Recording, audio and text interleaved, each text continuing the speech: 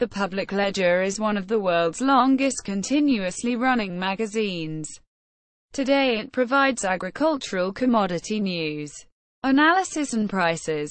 When established in 1760, however, it not only contained prices of commodities in London, but a wide variety of political, commercial and society news and commentary.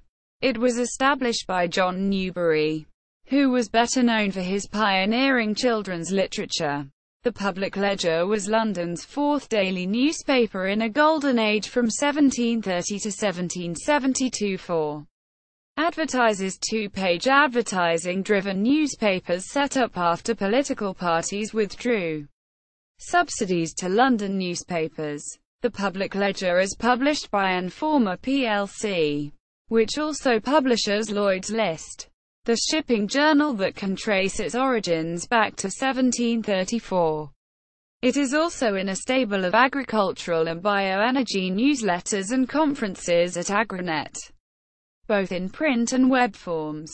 It provides its international subscribers with news, prices and analysis for agricultural commodities such as grains, feed and oilseeds, soft commodities including coffee, cocoa and sugar, and minor commodities such as spices, dried fruit and nuts. History. Most sources suggest the Public Ledger was first published on the 11th of January 1760, though some suggest 1759 and others the 12th of January 1760.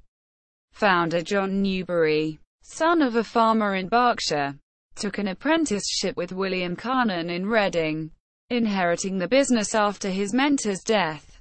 He moved to London in 1743.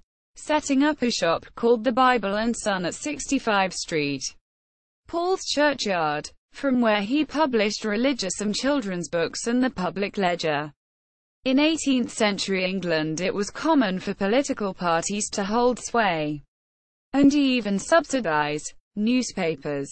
As this trend wanes, the Public Ledger took on the mantra, open to all parties, influenced by none. In 2012, a significant redesign saw the traditional 250-year-old Gothic masthead replaced with a modern alternative. Personnel. As of January 2014, staff included Emil Mehmet as managing editor, Sandra Boger as deputy editor, Sabine Crook as senior market reporter, Julian Gale as contributor, Matthew Pended as senior prices analyst and Mike Moss as data analyst.